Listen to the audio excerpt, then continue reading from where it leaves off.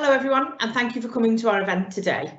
My name's Leah Ellis, and as the chair of the Merseytravel Unison Branch Equality and Diversity Working Group, I'd like to welcome you here today. So during today's session, you'll hear from a range of guest speakers who'll share with you their passion for equality and diversity. We'll hear from Steve Rotheram, Metro Mayor for the Liverpool City region, Anna Rothery, Liverpool Lord Mayor, Roger McKenzie, Unison Assistant General Secretary, Kim Johnson MP, and Lorna Rogers, Liverpool City Region Combined Authority Head of Mayoral Programme Delivery. So before I pass over to Steve for his opening address, I'd just like to take a moment to explain the origin and focus of this group.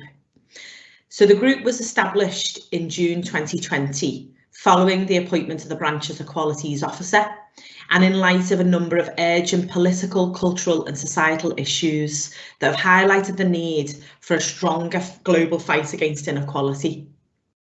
So our group exists to ensure that more than ever, our Unison branch prioritises the reduction and removal of inequalities, celebrates diversity and ensures best practices followed by both our branch and our employers. So the group's members are from a number of different departments across Merseytravel and the Combined Authority, and we represent a number of demographics, but the one thing that we do have in common is a true passion and dedication to equality and diversity, and the want to make the world a better place, a more kind, fair, tolerant and inclusive world where differences are respected and celebrated. So as a group, in terms of our work streams, we will be addressing all issues of equality identified under the Equality Act 2010, as well as socio-economic status in agreement with our employers. And following this launch, one of our first tasks is develop our action plan, which we'll then share with our employers and our critical friends and partners. So really, if this year has taught us anything so far, and it's taught us a lot, I think it's the need to come together to fight for a better world, to support one another and to use our own privileges where possible to defend the human rights of those who need it most. So today's launch falls both during Black History Month and also National Hate Crime Awareness Week, and tomorrow is the annual Wear Red Day. Now, as good as those events are, I think sadly they demonstrate the ongoing need to challenge the hatred and discrimination that sadly exists within society. So although the Equality Act 2010 provides that kind of legal framework that protects the rights of individuals and advances or hopes to advance equality of opportunity for all, I think it's fair to say, and we have to admit really, that laws, acts and policies don't change society alone. So we need to do more. You know, equality is everyone's responsibility and we need strength in numbers. We need to collaborate, support, challenge and hold one another to account. So as well as working in this way with our employers, as we would normally as a trade union, we also hope to mirror this with partners and critical friends. And this includes a number of individuals and organisations across the Liverpool City region and beyond. So we've been in touch with several partners already, and some of them you'll hear today. But we are always keen to connect with others too. So whilst you're watching this, if you represent an organisation yourself, or you're aware of anybody that you would recommend that we connect with, please do let us know via the contact details that we'll share at the end. Okay, so I think that's enough from me for now. So I'd really like to hand over now to Steve Rotheram, Metro Mayor for the Liverpool City region, who will deliver our opening address. Okay, over to you, Steve. Thank you. Thanks, Leah, and thanks for the branch for the invite. I hope you don't mind just indulging me for a couple of minutes, because Harold Wilson once said that a week was a long time in politics, and I know exactly what he meant by that statement. I just want to clarify a few bits, because it's really important that people do understand what's happened over the last few days, and that is that whilst, of course, other areas don't have the same enormity of the challenges that we face with exponential increases of transmission rates, and our hospitals actually today in danger of being overwhelmed with COVID, they are going into whatever tier the government decides along with them that is appropriate. We did not have that choice. We were designated to go into tier 3. No ifs or buts, we were going into tier 3. And so some of the stuff that has come out subsequently really does leave a very, very bitter taste in the mouth. We worked in good faith to try and get the best deal for the people in our city region. And if there are people watching this who do know me, you will know that I would never ever do anything that would damage anybody, any part of our city region. So it's interesting, Leah, in one of your opening comments, you spoke about tackling hatred. I get that point as well.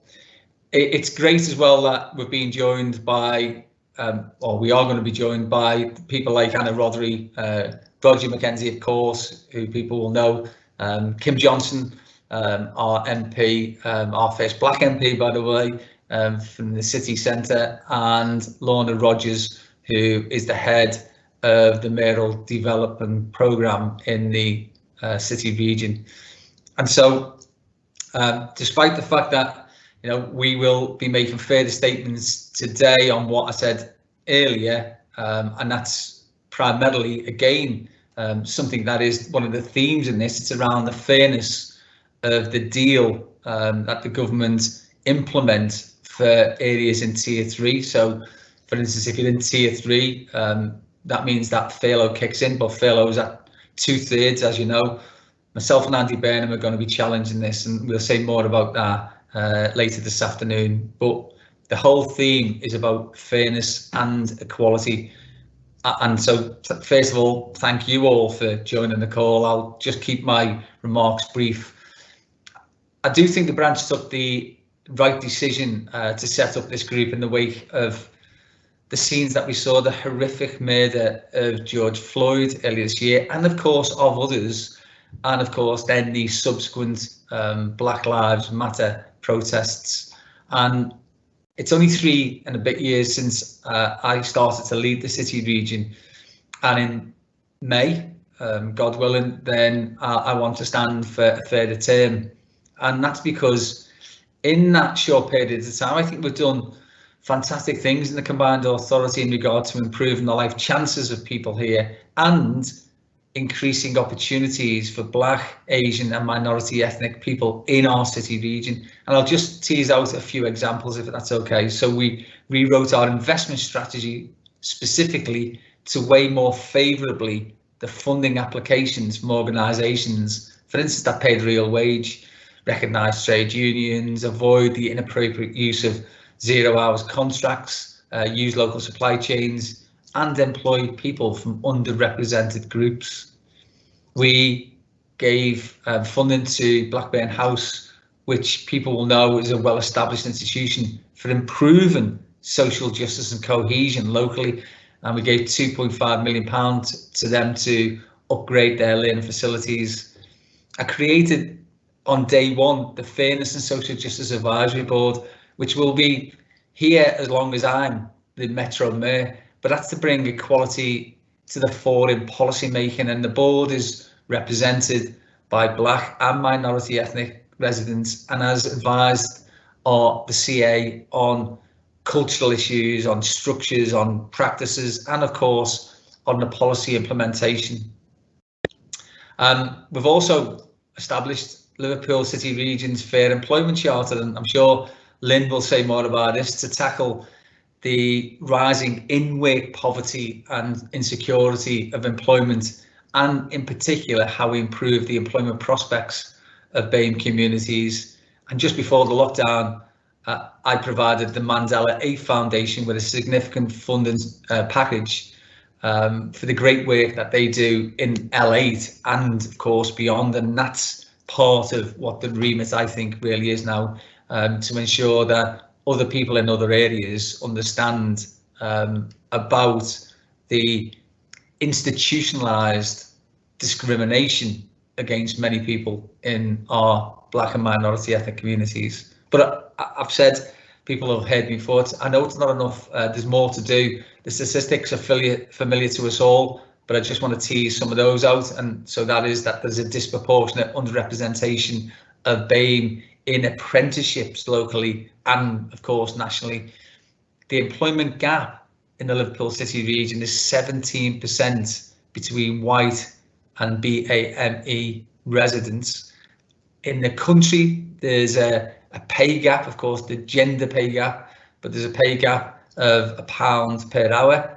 Graduate unemployment in our city region is 2% for whites, 6% for black grads, and in the UK, you're twice as likely to live in poverty if you come from a BAME background.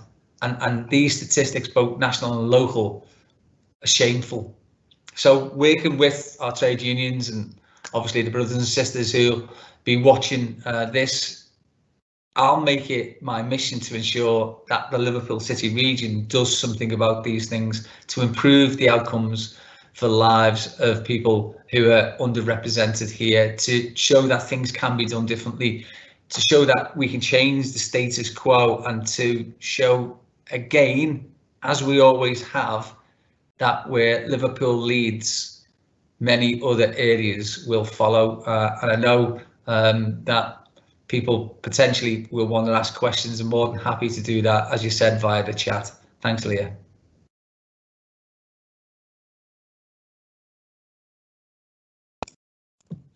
Thank you, Steve. It was really interesting to hear your speech and your thoughts there. I think you've excellently expressed the kind of challenges that we face in the Liverpool City region and beyond, really. I think COVID has brought many of those to the forefront of the agenda, but I think, as you've expressed, they existed before then too. I think the idea of Liverpool leading is really inspirational and motivational, and I think that's what we all hope for with regards to E&D. So it's really, I feel privileged really that we've got to hear your thoughts there, and I don't doubt that you'll continue to make a real impact in the city region as our Metro Mayor. So thank you so much for that. Next, I'd like to hand over to Councillor Anna Rothery, the Lord Mayor for Liverpool, and we can hear a little from her next. Thank you. Norman speaking. Just a small technical problem there. I can't add Anne at the minute. Sorry, I can now. I think I'm on.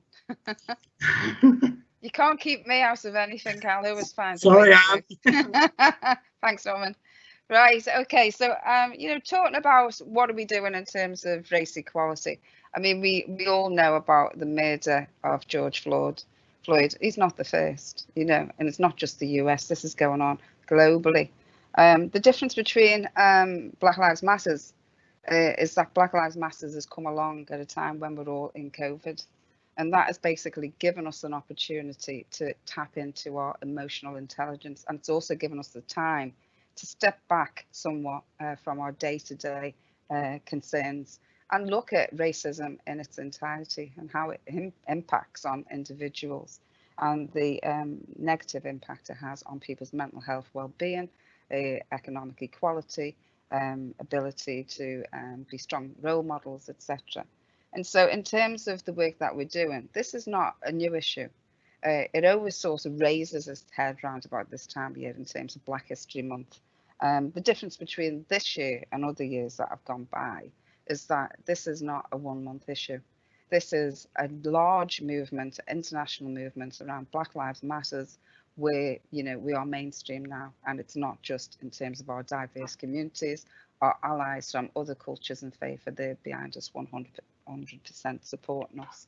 And so when we're looking at how we're going to change and transform in terms of you know, how we actually approach the issue, there's a number of things Steve's spoken about, you know, the Liverpool City region. I'd like to just speak about some of the things that we're doing in Liverpool.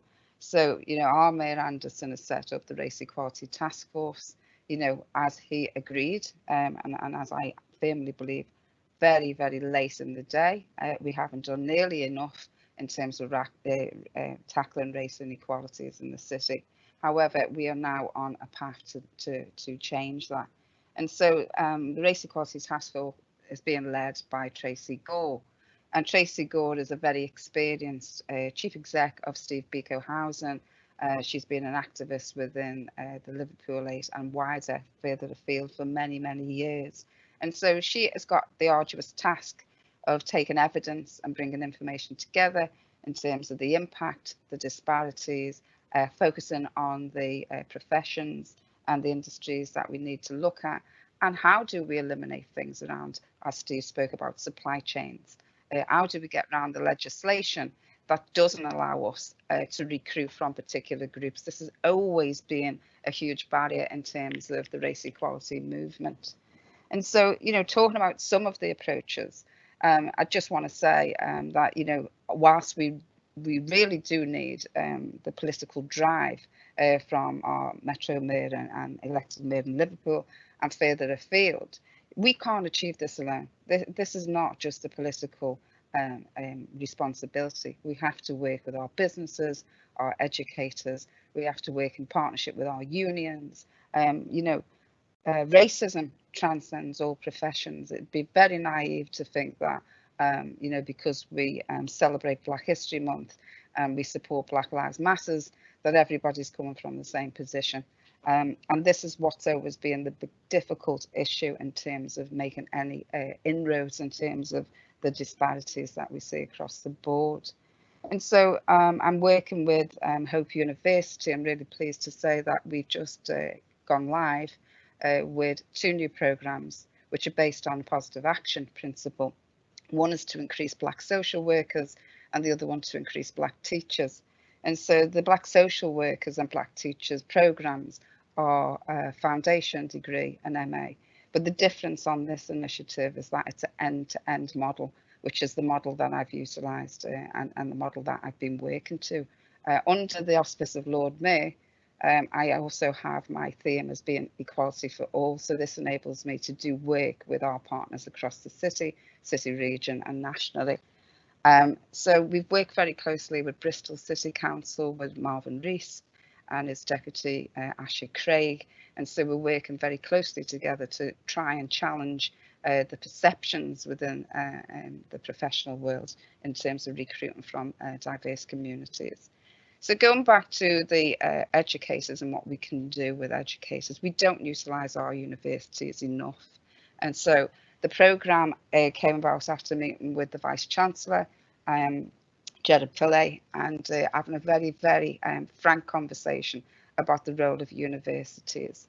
And looking at statistics, you know, it's very, very easy to be deceived, shall we say, about statistics, because when we look at the diversity of students across all our universities, it looks quite good. But the reality is that many of those students are overseas students. In terms of local access to universities, it's very poor, which is profound considering we have 3 major universities on our doorstep in Liverpool. And so looking at how we challenge that going forward, the positive action programme is one way. The other thing is around, and this is probably pertinent to the, you know, your movement in terms of Unison, is like also looking about education in secondary schools. And so looking at things like safe passage for our children who are travelling across the city from their homes to their schools, and the way that they're being treated on public transport, being subjected to racism and discrimination and bullying, etc. So, you know, that's something else that needs to be looked at, looking at a safe passage. And that's not just for young people, children, that's also for adults who have to go to other parts of the city or other parts of the city region in order to find employment, and the way that they have to, the things that they have to contend with just in order to go to their place of work. Working with John Moores University, they've just agreed to do a piece of research with me over 3 years, looking at the admissions into education school for Muslim children and children from diverse communities, but also the appeals process. And what we know is that persistently we see applications refused to children from diverse communities for the schools that you know, they would like to be able to send their children to, but unable to do so. And then even more astounding are the figures of the success rates of the appeals when people appeal about the decision. Sometimes they're wrapped up for months, they end up missing places, they're left with no school places for the children, etc. You know, it's an abysmal state of affairs. I took 5 recommendations to the Education Select Committee in Liverpool City Council, One of them was safe passage, the other was about the archdiocese and the figures that are available for children of non-faith and other faiths, which were based on a completely different demographic, which was about 40 years old. The diversity in the city has increased way beyond since then. And then issues around access to a school board of governors. I don't know how we can have realistic conversations about the impact when our school board of governors don't reflect the diverse communities in the city. And then also making sure that we've got advisory members on our select committee from diverse communities so they can be part of the conversation and part of the decision-making process. And so there are a number of ways that we can tackle the inequalities, but we have to be looking at a solution-based approach, I firmly believe.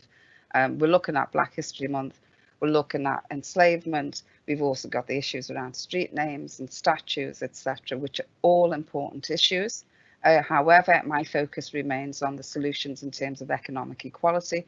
How do we ensure that we have access to education and employment and sustainable education and employment? I'm not talking about a positive action programme that lasts for 12 months and then that's the end of it. And so that's where I'm going to be concentrating my efforts going forward. We've got some really interesting initiatives that we're partnering up with businesses and both football clubs, etc. And so we're going to be rolling those out in the next couple of months. Obviously, COVID has played its role. The social work and Black teachers programme was supposed to be rolled out this year, but will be rolled out next year. And the really interesting thing about that is that we're also able to recruit 12 education practitioners from the Black community to act as mentors for the students on the social work programme, and also the same number for mentors on the Black teachers programme. And so that is another crucial part of it. It's not just about getting the qualification, it's about being fully aware of the barriers and the pitfalls in employment, and we need to tackle those issues as well. So I'll leave it there if that's okay.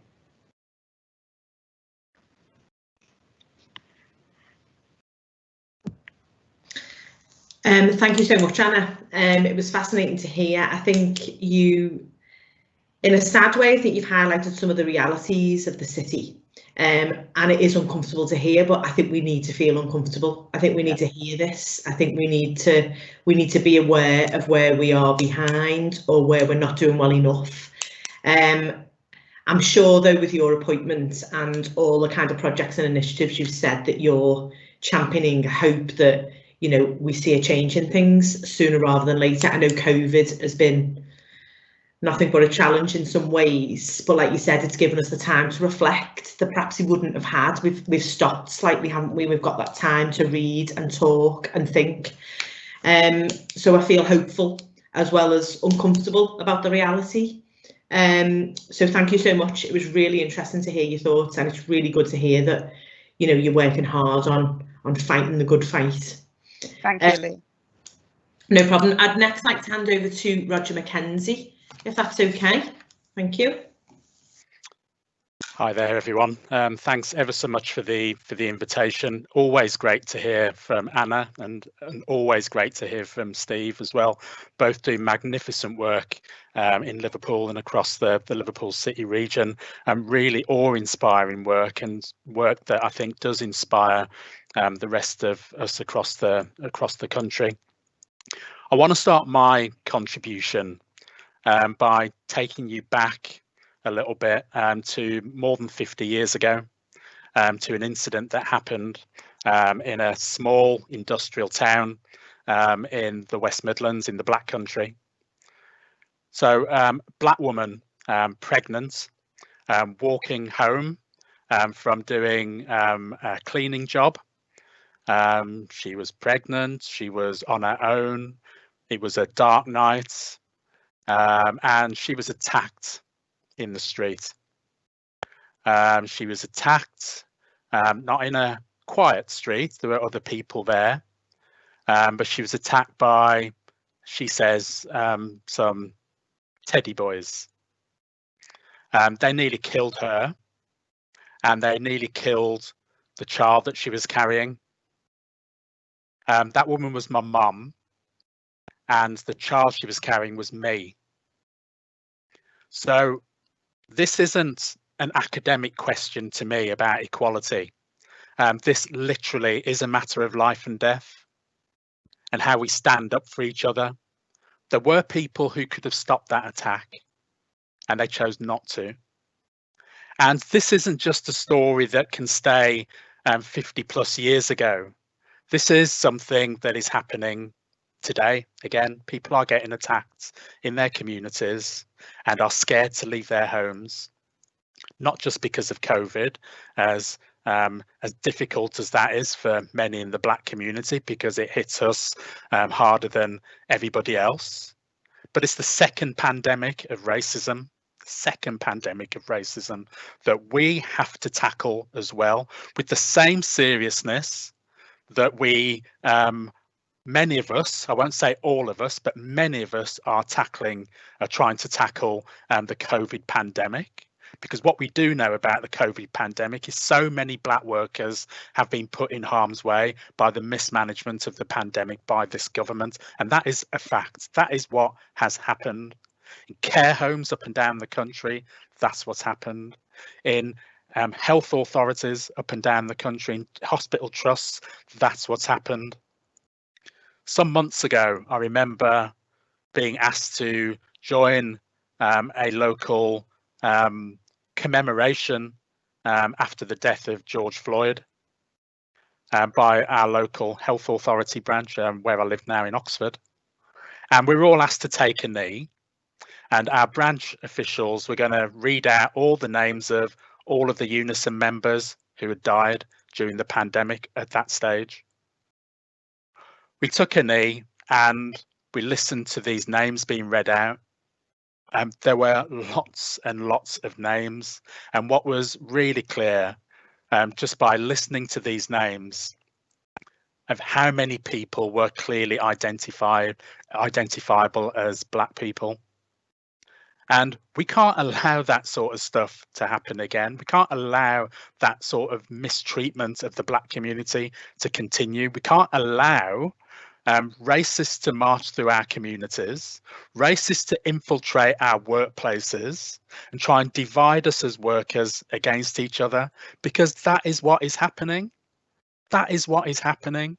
People have decided to use this opportunity. I think Anna and Steve both mentioned this period when we can we have an opportunity to self-reflect. We have an opportunity of being in our homes. Many of us, not everybody is in that situation, obviously, but we have an opportunity to think about what is going on around us. And many people are scared during that period, but it's given me an opportunity as well to think about many of the things that I've had to put up with through my working life and through my life. I started school literally weeks after the Rivers of Blood speech was given, which was given 9 miles away from where I was born and brought up. And the impact of just going into school as a 5-year-old, with that as a background, with people telling you that you don't belong here and that you have no right to exist, and literally, no exaggeration, having to fight my way to school every morning and having to fight my way in school when I'm in school every day, and then having to fight my way back home, only to find more than on a few occasions having to find racist slogans daubed on our house, and dog mess and petrol bombs thrown through our letterbox on a regular basis. These are things that are happening not just back in the late 1960s and through the 70s when the National Front tried to march through our communities, but we all know these are things that are happening again today. It's not just about George Floyd, as Steve and Anna have both said. There are lots of things happening, not just 3,000 miles away in the United States, but in this very country too. And we have to stand up together as working people against these things, because nobody else is going to do this for us. What is great about what both Steve and Anna are talking about is the solutions-based approach. I think is absolutely right. But I'll tell you what is really critical for those solution-based approaches to work, and for any solution-based approach to work, to stand up for equality, not just race equality, but all areas equality. It's solidarity. It's people standing together. You don't beat racism with racism. You beat racism with solidarity. It's the only way that you can do it.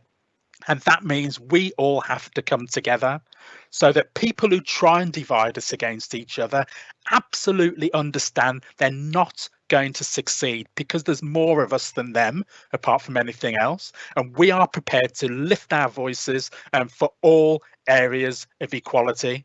So it is not right that if you're black, you're 4 times more likely to be unemployed than anybody else.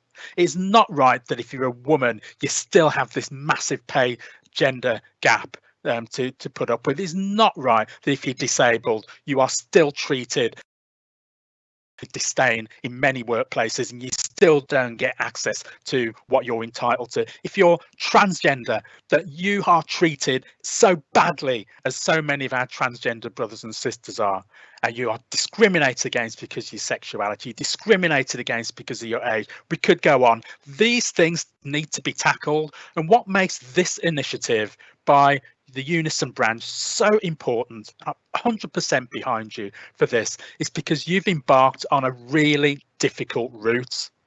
A really difficult route that we cannot underestimate, that we cannot be allowed to journey along on your own. Cannot be allowed. But it's a difficult route that can't be dealt with by hashtags alone, where people just think they can do what I've heard the other day called optical allyship, where you can think you've done your job by just putting a hashtag up and that's it. We have to tackle the discrimination that's around us.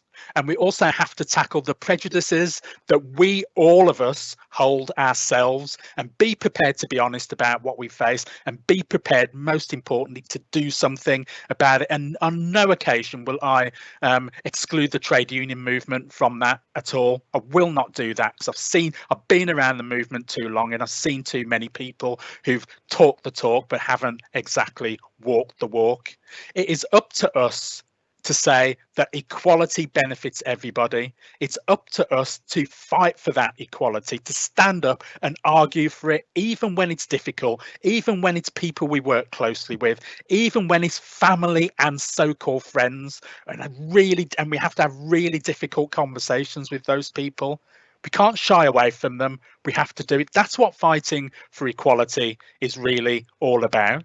Having those difficult conversations, but it's also about organising and making sure that equality isn't just another report that's been written about all the things that face us, but actually it's about making a real difference to real people in real situations who are facing real hardship. And in the end, there is no knight in shining armour who's going to come to our rescue over this.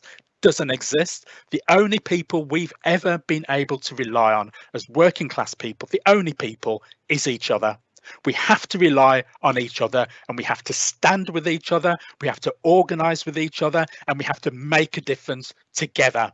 I know that because it's the only thing that ever has made a difference, when we have stood up together. So I'm proud to be part of this launch today, and I'm proud to share a platform with people who I know are staunch anti-racist, who are staunch fighters for equality, and already make a difference, but I know are committed to going forward and making a difference too. Thanks very much for listening. Good luck in all that you do.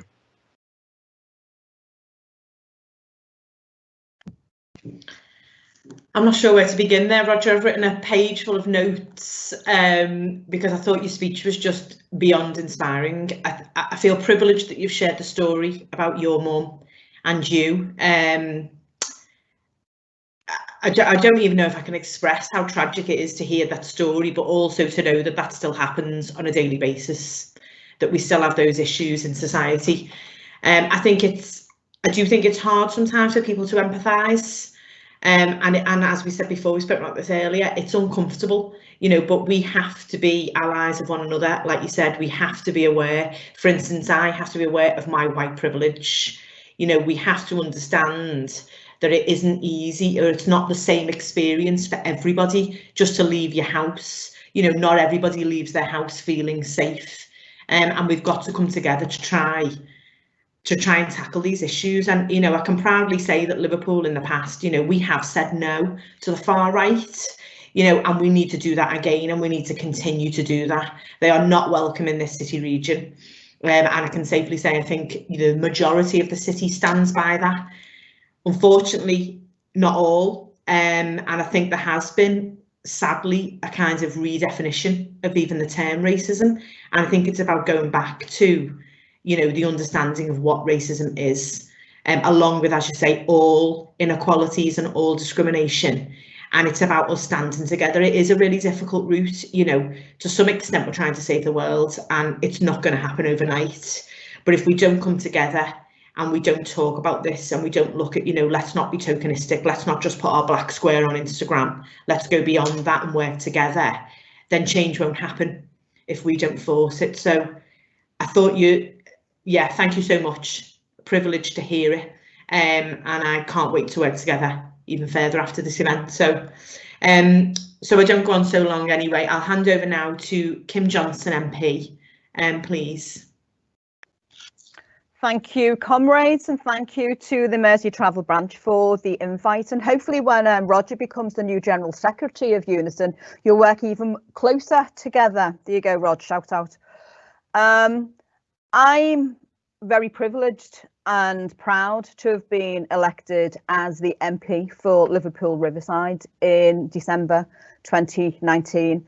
And as Steve mentioned, I am the first Black MP ever to have been elected in Liverpool. And while it does make me proud, it also makes me very sad, because I think it is a very sad indictment of this city that it's taken so long to elect a Black MP, particularly given our very long established history. We have the longest Black community ever in Europe, dating back hundreds of years.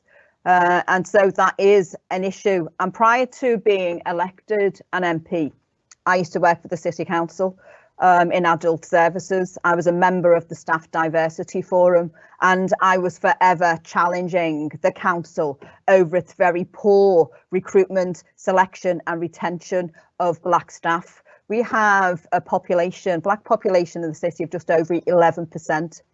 And when I worked in the council, our Black workforce was just over 5%. So we clearly didn't represent the community in which we served. And I think, you know, Steve and other members have alluded to the significant underrepresentation that we have in the city. But I make no apology when I say that I truly believe that has to do with deeply entrenched institutional racism. And the only way of tackling that head on is to put actions in place. I don't want to see another report. I don't want to see another working group, because we know what needs to be done. And what needs to be done is that people need to be given jobs. We need to be looking at our school system, as Anna alluded to. You know, the number of Black teachers we have in the city is abominably low, you know, along with the number of Black governors in the city is abominably low. And I'm a firm believer in that actions speak louder than words. And I do hope that the race task force that's been set up by Joe does work. It's been given 12 months, but it is a mammoth task that we have to look at. And I know that Tracy, as the chair of that group, will have a mammoth task to take it forward. But in terms of what needs to happen in our city, people have talked about, and I think COVID and Black Lives Matter has shone a very bright light on racism and race inequality particularly in the city. You know, Steve spoke earlier on about COVID, the fact that we are now a tier 3 because Liverpool has suffered exponentially over the years in terms of massive social and health inequalities, and the only way of addressing that is being able to have the funding to create jobs and give people the wage for the job that they do, which is clearly not happening at the moment.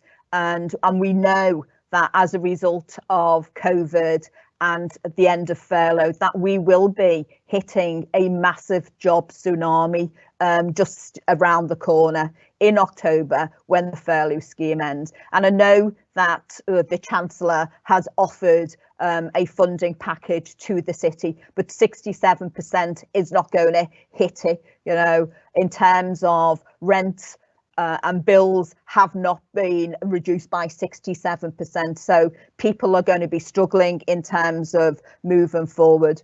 But in terms of me and challenging anti-racism, it's something that I've been involved in all of my adult life. I was born, I grew up, and I still live in the constituency in which I was born and what I'm now representing. You know, and I did fight the fascists on the streets when I was a teenager in Liverpool. And as Leah alluded to, we do, you know, constantly either lock them in cupboards in the train station, or we send them packing, you know. But in terms of challenging racism, that's one way. But, you know, for me, the most significant way is challenging racism in the workplace. You know, I've just said that, you know, the council is not represented, but that goes right across the board in this city, you know, in terms of our public and private organisations. So, and I think what you said at the beginning, Leah, was that yes, we do have equality legislation, but it's not about the legislation, it's about what we do together collaboratively in the workplaces that makes those significant changes. And again, as an employee, I did challenge that on a regular basis with Joe, with my managers, and challenge why we weren't looking at a positive action scheme, because, and I know that's not the best way forward, but in terms of Liverpool and getting people into jobs, that worked very well. But my role in Unison, because when I became a shop steward for Unison, I did so because management were going to put in a service review, jobs were being changed significantly, people were going to be on a reduced salary. So I was one of those people that, you know, challenged, and then I got suckered into the union that way. And it was like, well, you can become a branch officer. And so for me, getting involved and becoming active in Unison was the best thing ever. Because prior to that, you know, my idea of a union was that it provided protection for jobs, or they took you out on strike. And that was my view and vision of the world of a union at that time. But for me, it was it provided a great insight, and particularly in terms of Unison, because of the work that it did in terms of establishing self-organised groups. You know, I became a rep, I became an officer in my branch, and I established a Black workers group for the city, Liverpool City branch. And from there, it was really important for me to bring people along with me. And so getting people involved again in terms of regional and national aspects of the union was really important. I became the deputy chair of the regional and national Black members. I became active in the women's self-organised group. But I went to my first women's conference in Bournemouth last year with a Black colleague, and I was so disappointed when I arrived that there was only me and my colleague. We were the only Black representatives from the Northwest, which I used to find quite alarming, really, given that the Northwest is the largest region of Unison. And yet I would often find myself at regional meetings being the only Black person. I sat on Labour Link, the International Committee, various committees, and yet I was often the only Black person. So I really welcome and support you in terms of the establishment of your group. But I just wanted to qualify, because I don't use any of those anachronisms, you know, BAME, BME. I don't like them. I don't like to be referred to. I'm Black, and I'm proud to say that I'm Black. And in terms of Unison's national Black members, we passed a motion in 2014 to say that we as a union would only use the word Black when we're talking about people who are not white. And so, and I make no apology for that, because that's what I grew up with, and I think it's really important in terms of for me, in terms of my self-identity, in terms of raising that as an issue. But in terms of the union, as Roger alluded to, you know, the union isn't great as well. You know, the council's not good, the union's not good. As a regional Black members officer a couple of years ago, the union produced a DVD about the impact of austerity on the public sector workers, and what they failed to do was to recognise that we had Black public sector workers, but that was not identified in this DVD. And so I challenged the union about that. And initially they weren't going to do anything about it. They weren't going to pull it. They weren't going to make any changes. And then working with colleagues in all hierarchies of the union, it was eventually pulled. And so it's about making sure that Black people are around the table or in the room when decisions are made, because if Black voices aren't heard, then, you know, things aren't going to change. So I think it's really important that, you know, your branch has an equality and diversity, or, you know, a Black members SOG, so that those individuals can take part, because the National Black Members Conference is the largest gathering of Black workers in Europe. And I think it provides a great opportunity for Black workers coming together. Well, it did until COVID, unfortunately. The last conference was February this year, and it is a great opportunity for people to network, but it's also a great way for people to get involved in the union who don't want to be a health and safety rep, or they don't want to be a shop steward or take on any of those roles. So getting involved in SOGs gets them involved and active in other aspects of the union. And I think that's really important, because it does provide a stepping stone, or it provides an opportunity to grow and raise awareness of what's needed within the union. And I'm more than happy to provide any level of support once the group is up and running. But I'd just like to end by saying, I think it's great that you're setting up. And I think it's great for members of your branch to get involved and making their voices heard. And I wish you the best of luck in terms of going forward. And I'll leave it there. Thank you.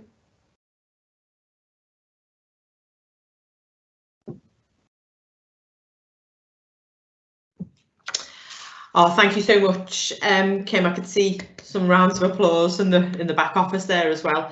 I couldn't agree more.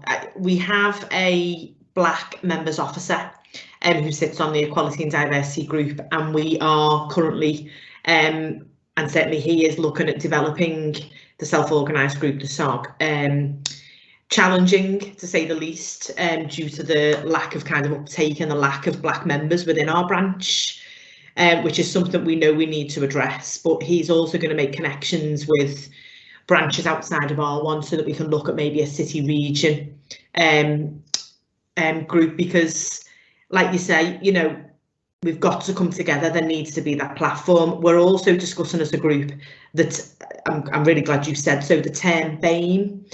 And I know a couple of members, for instance, are uncomfortable with that term, and we're gonna make or certainly that those members are going to make the call on that term, because I think many people agree with you. I think what you've expressed perfectly is the idea that, you know, enough is enough, and these things are not okay. We need to go beyond our legal mandatory duty, and we've got a lot to do as a branch, and, you know, I'm sure the others will say as an employer as well. Sadly, I hope that, you know, I think we have to recognise that COVID could worsen things. So I think more than ever, we need to have that focus on equality and diversity. if things weren't bad enough already. You know, I think people are plunged into poverty worse than they've been before. So yeah, I thought what you said was really inspirational and motivational, and I'm thrilled that you're going to continue to work with us and help us, because we are new, but we have the right intentions, but we do need that guidance. So I'm thrilled that you'll be able to offer us that. So thank you so much. I think the conversation leads us nicely on really to our last but not least guest speaker, which is Lorna Rogers. Thanks, Leah. Good afternoon, everybody. Nice to meet you all, and thank you very much for inviting me to come along to speak today. I mean, it's great to see this group being established, and I'm really looking forward to working with you going forward. I'll introduce myself. So I work at the Combined Authority. I'm head of Mayoral Programme Delivery, and in my day job, I deliver on lots of different projects and programmes across the region. But in the aftermath of George Floyd's murder earlier this year, as a Black woman and an employee, I felt like I had to do something. So I wanted to take on a role really within my organisation to make a change in equality. So I spoke with Steve, the Metro Mayor, initially, and our Chief Executive, Frank Rogers, to talk about some of the issues and some of the things that I think we needed to do as an organisation to lead the way on making a change. And they very much supported me. I've also had support from the other leaders and chief execs across the region and lots of colleagues. So I've been, overwhelmed really by the amount of support that I've been given to take forward some of this really important work on what we need to do to make a change. I'm very passionate about making a change. This is my city. I was born here. I, experienced lots of racism when I was a child, like Roger gave some examples. I've got lots of stories that I could share, but I think, racism is still very much there, albeit it may have changed in its guise of how it kind of presents itself today, but it's still very much there and something that we need to tackle, and we need to do it together. So I kind of, I'm very grateful for the opportunity to work with colleagues who are here today to try and do some of that. I think George Floyd kind of woke the world up to what's been happening for a long time. For me, it felt like people started to understand what the inequalities were and how racism is kind of impacting on our world. And I don't know whether it's COVID, like was discussed before, people have got more time to reflect and to think. COVID's turned all our worlds upside down as well. So I think we've all had a roller coaster of emotions for what's been happening this year. It's definitely, impacted us all in different ways. But it does feel to me like it's a bit of a different time to try and make a change. I think there's a lot more people who are talking openly about racism, even on the TV. I noticed on Sky Sports and Britain's Got Talent and all of that media coverage, people are having some of these honest conversations, and I think that's really important, and that's something I've noticed that's different. It shocked me, to be honest, to see the number of people who are openly starting to talk about this and all of the issues and wanting to make a difference. Obviously, we've still got the threat of the far right, and that's something that we need to challenge and always be aware of. But in terms of my role and what we're trying to do at the Combined Authority and with the local authorities, we've set up a number of groups to try and develop a programme of work, very much focusing on the economic equality that we need to see. So Anna mentioned this about it being really important that we address, and so did Kim, in terms of workforce diversity. So we're looking at 3 different areas of work. We're looking at the Combined Authority as an employer and what we need to do to diversify our workforce, because we're not representative of the communities that we serve. We're also looking at us as a commissioner and how we spend our money and how we can leverage our procurement and supply chain diversity. And we're also looking at ourselves as a civic leader and how we can influence and encourage others to do the same and to do what's right in terms of equality and diversity.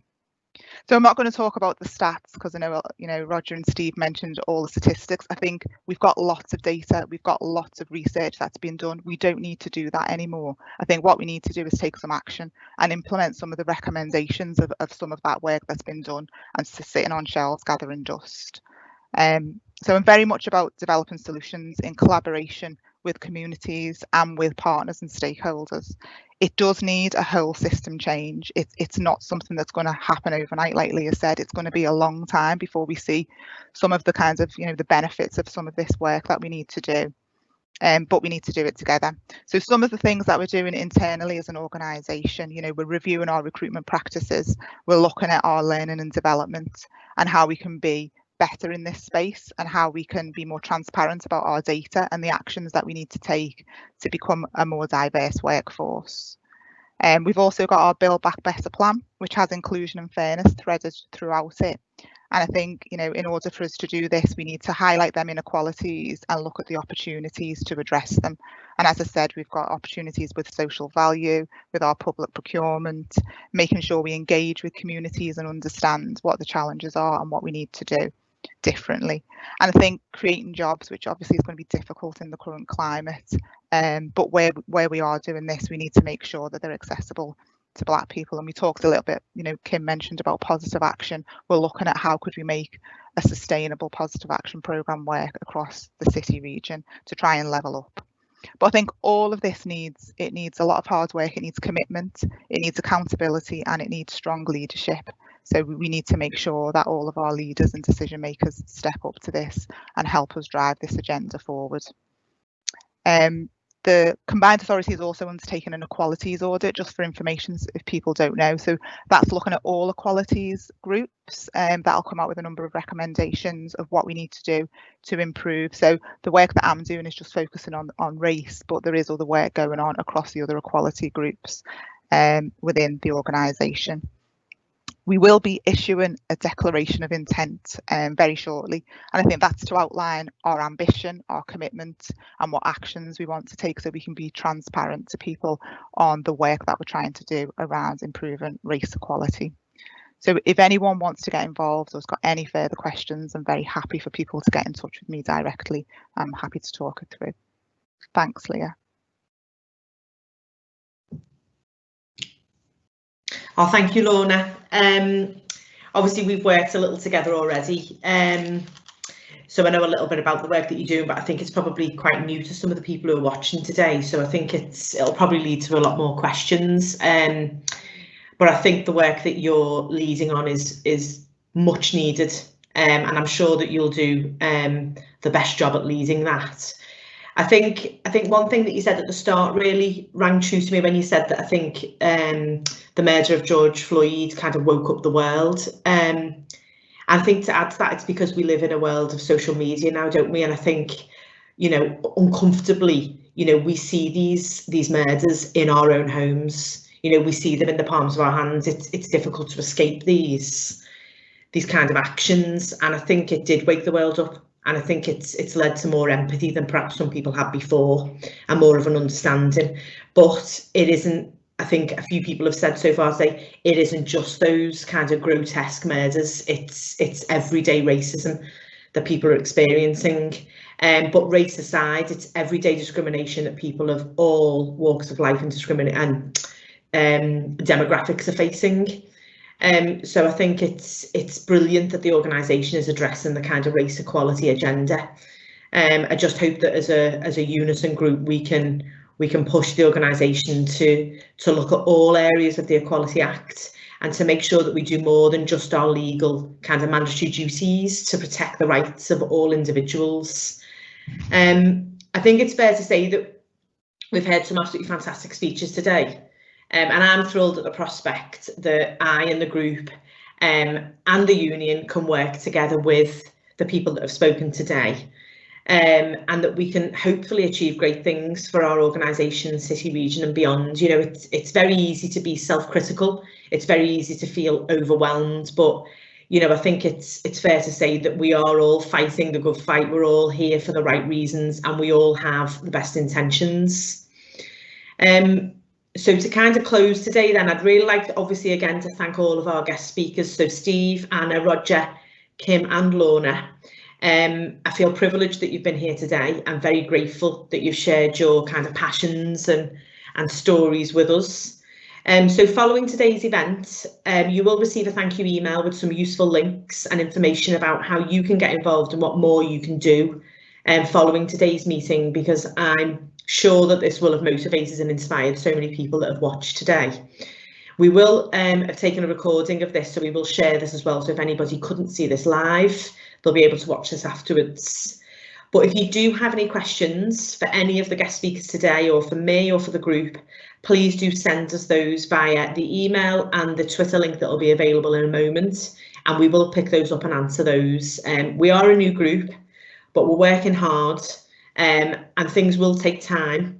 But we want to be open with people, we want to share our action plan, and we want to keep everybody up to date with the hard work that we're all doing. So please do make contact if you'd like to know more. Okay, so thank you all for coming. I hope you've enjoyed it, and I hope to see and speak to you all again soon.